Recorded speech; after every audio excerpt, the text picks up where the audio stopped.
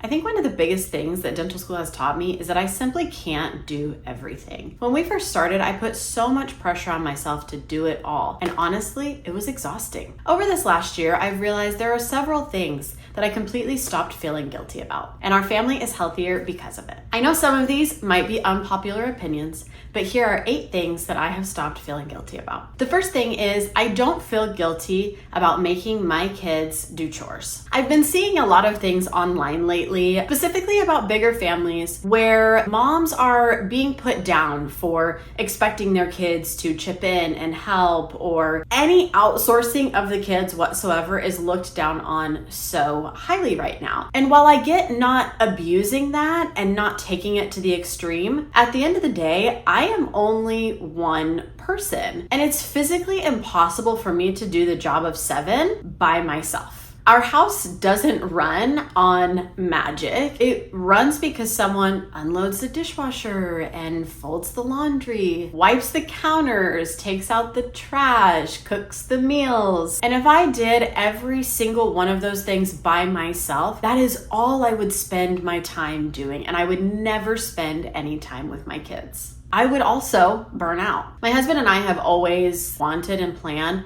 on raising very capable kids. My kids are able to do a lot of things for themselves that other kids may not. And I, in fact, know some kids that are older that cannot do the things that my kids can. That can look like a lot of different things. That can look like chores, but that can also look like cooking, having good communication skills, understanding the importance of a dollar. All of those things are so important for life. I obviously do most of the cooking for everybody in the house, but there are several things that my kids know how to make for themselves. My oldest, in fact, lately has been just taking it upon herself to try and learn different things. One of the things that she's been working on mastering is making whipped cream. Did she ask me if she could do that? No, she didn't. She found a recipe, gathered her ingredients, started doing it, and then came to me one morning. I don't know if I was getting ready or what I was doing, and was like, here, try this. I made whipped cream. And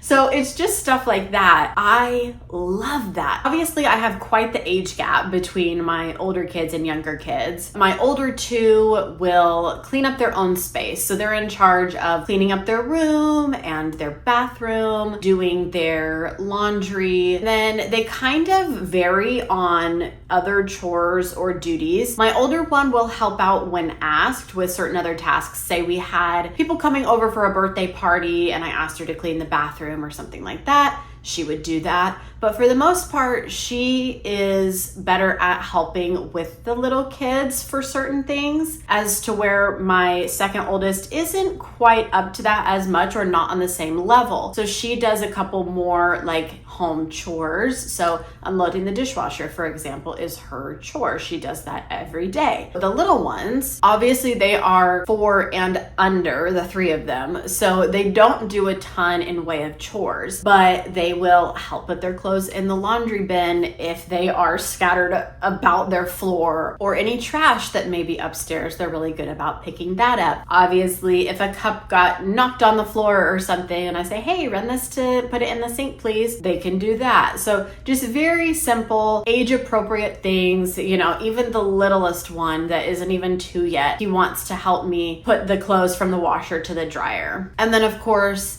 picking up toys, that is sometimes easier said than done. A lot of times our playroom or our play area looks like a bomb went off in it. But when they are asked, or when I'm cleaning it up with them, they will pitch in and help. A lot of times we have to make it fun, do like a race or something like that. But even the littlest kids are very capable of helping out and being part of the family. The second thing that I stopped feeling guilty about, and again, a little bit controversial, I do not feel guilty about screen time. I think social media has done a really good job at making moms feel like everything our kids do in every minute of the day has to be educational, and don't let them get more than 2 hours of screen time, and don't let them do iPads, and don't let them, all of these things. And honestly, sometimes moms just need a 30-minute break, or you've got to get dinner cooked and everybody's freaking out, unable to play together, unable to work together, and popping a movie on is just what needs to happen to get the dinner made. I do have certain limits and things that I do not like with screen time. So like, for example, my kids do not have an iPad or any device that they're like sitting in front of like this. You know, they don't have anything that they're just sitting there glued to,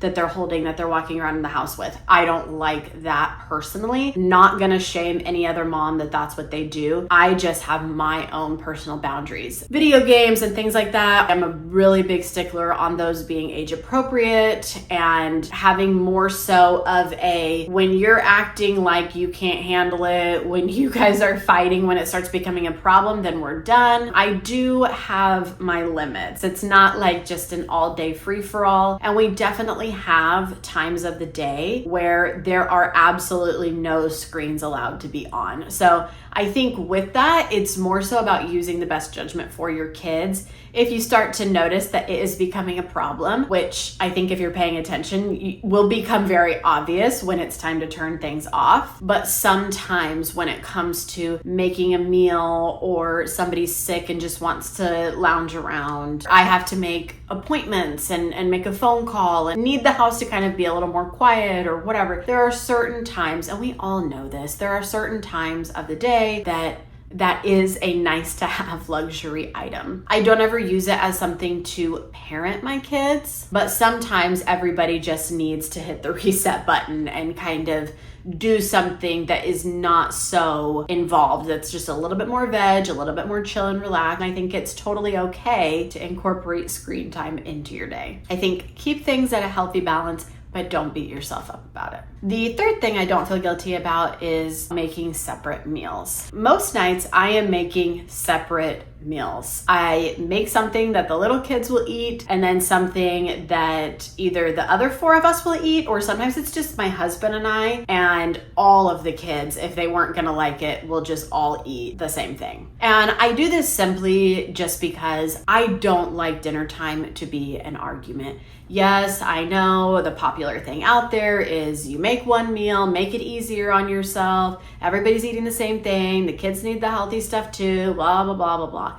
I get that. I really do. Been there, done that. I have been a mom for 12 years. I understand the benefits in that. However, I just pick and choose my battles. And dinner time is a battle that I just do not have the fight in me most of the time for that. So oftentimes I just protect my peace when it comes to that and make the separate meals. It does not take me that much more time. Everybody gets to do exactly what they want for their family. I just would rather dinner time be a nice, peaceful, relaxing part of our evening before bed instead of it being World War III. The fourth thing that I do not feel guilty about is having a simple bedtime routine. A lot of times the internet says it needs to be bath and music and reading and essential oils and lotions and read another story and sing a song. And over here, it's just not like that. We get into pajamas, we brush our teeth, and we get into bed.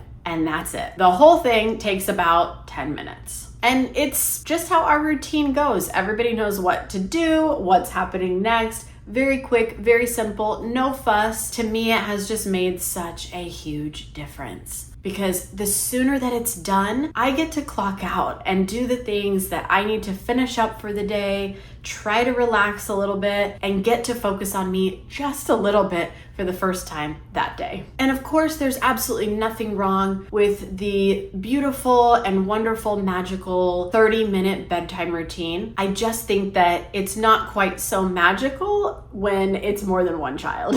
Number 5, I don't feel guilty about letting my kids be bored. I very much used to feel like the mom that had to provide constant entertainment. So the sensory bins, the arts and crafts, the park, reading, Play-Doh, all the things. But with having 5 kids, it is pretty much virtually impossible to entertain everyone and still keep the house running. I really don't hear my kids say the whole "I'm bored" very often. They are very good about finding things to do. And I don't know if it's because we just kind of have our routine, and so then they know what's coming next and what we're going to move on to next, and they just kind of fill that time naturally, or if it's because we have the older ones that kind of have the things that they want to do, and so they just have the little ones go along with it, and the little ones want to play with the older siblings. I'm not sure what it is, but if I do ever hear, "Oh, I'm bored," a lot of times I will just say, "Okay, hey, figure it out."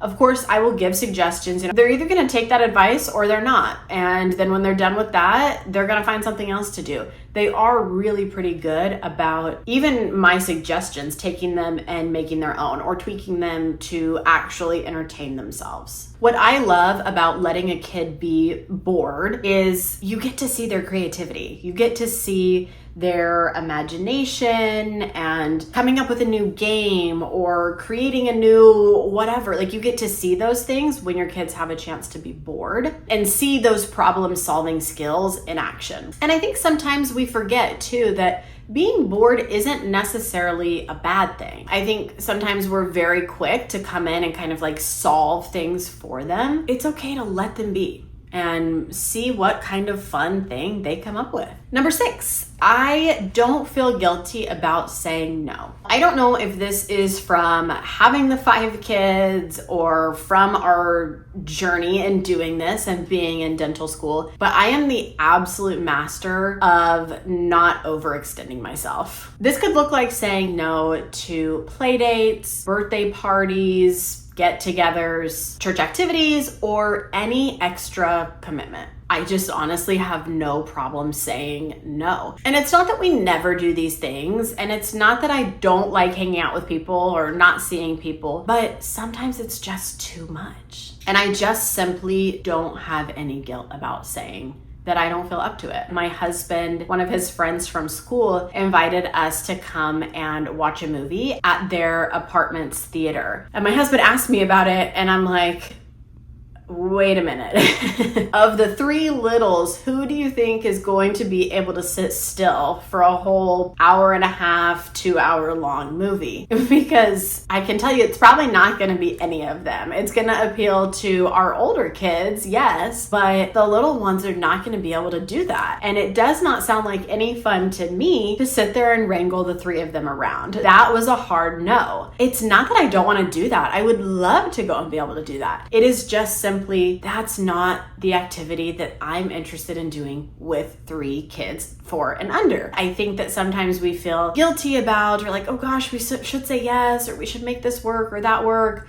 I know sometimes I used to feel like that about like church activities and things like that. Like, oh, it's a good opportunity for the kids to see their friends and like us socialize and, you know, all of those things. But if it's too close to my kids' bedtime, I don't want to go. If it's going to be outside and too hot, I don't want to go, because all it's going to be is me wrangling a baby and 2 toddlers, and that just doesn't sound like fun. So I'm not going to do it. There are so many things, and I think this is why I kind of have that ability to do this, is there's a lot of things that I can't say no to. I just took the 5 of them to the dentist last week. I can't say no on that. It's something that has to be done. That's a lot of work though for one me. There's already things that we don't have a choice that we have to do. So I think it's just, if there's something that's optional or it doesn't sound very fun and I've already done other things that I had to do during the week, I'm just gonna say no and feel 0 guilt about it. Number 7, I do not feel guilty about not having a Pinterest perfect home. Me personally, I would rather have a happy home than a perfect one. I don't know about anybody else, but my kids in particular are honestly quite destructive. And I honestly don't have the energy to worry about expensive things, expensive furniture. I just don't have the ability to do that, nor do I want to live a life of constantly saying, oh, don't touch this, don't touch that. Like, I can't do that. We just simply don't have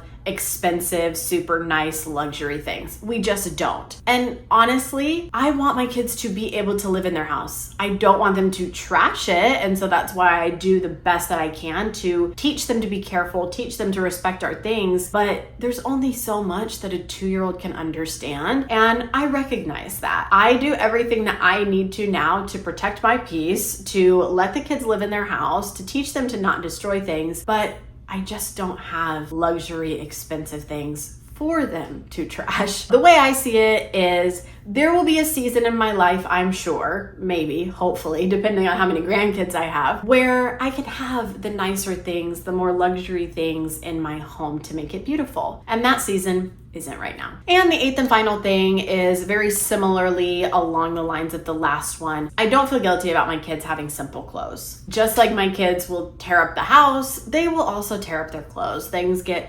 stained or food dropped on all the time. My preschooler last year, it was like every other day he came home with paint stains or this or that or just food or whatever all over his clothes. And they also grow out of them so fast. And so for those reasons, we do a lot of hand-me-downs. I've talked about that before. Secondhand clothes, sometimes I have found lately that Walmart has some very, very cheap clothing items. So sometimes that's pretty much the same thing or sometimes even cheaper than like the resale shops. Obviously, we'll do a lot of clearance items and sales items. I literally just always try to get the clothes as cheap as possible because they're either going to get grown out of super fast or they're going to get ruined. I'm really not superficial when it comes to like outward appearances and trying to present a certain way. I want my kids to look nice, of course, who doesn't? I don't care if people think that my kids are fashionable or not. It really just is not me. And we don't have the money for that anyway. So I don't have the choice but to be that way. Kind of similarly to the house,